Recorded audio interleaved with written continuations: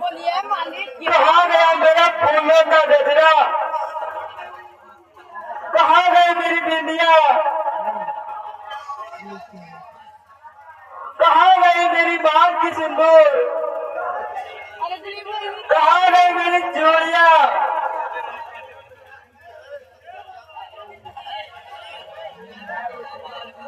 तुमने दिया क्यों थोड़ी सी चांदनी,